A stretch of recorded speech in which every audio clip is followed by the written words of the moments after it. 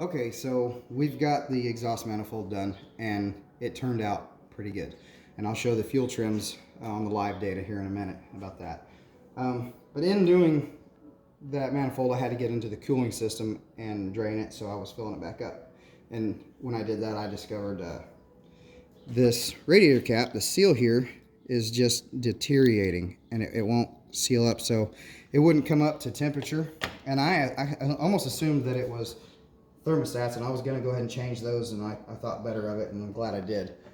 And the problem with a car not coming up to temperature is it can be just as dangerous as when it's overtemping, and that's because there's three things that can be causing it not to come up to temperature.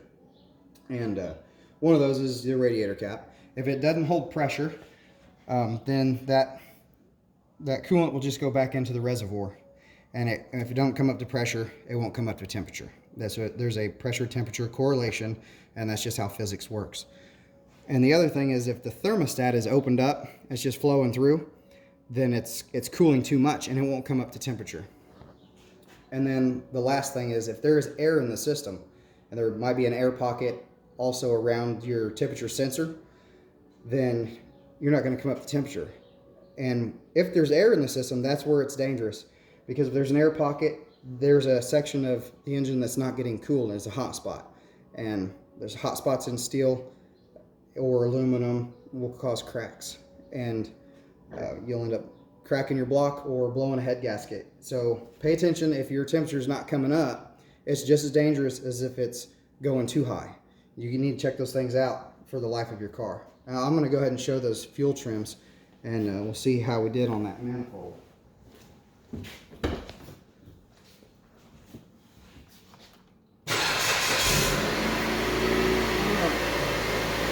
These are the drive cycle monitors.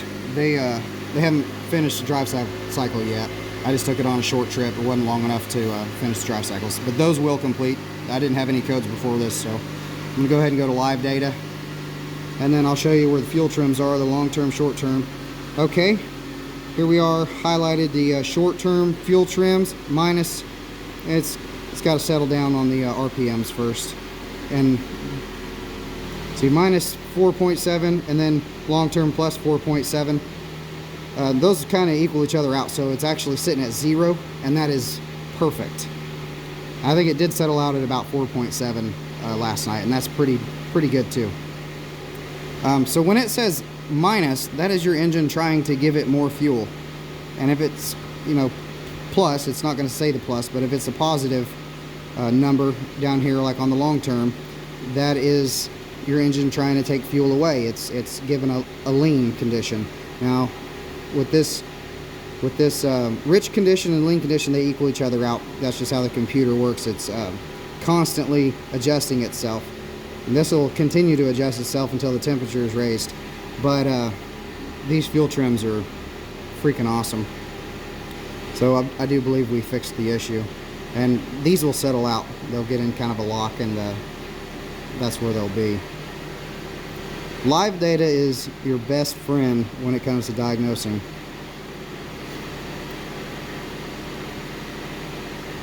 And there is all kinds of live data. Your actual O2 sensors.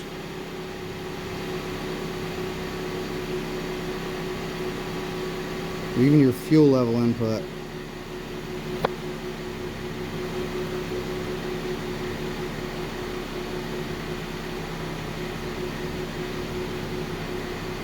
But that's it. There's the fuel trims, and they will level out. I'm not going to make the video longer than it needs to be.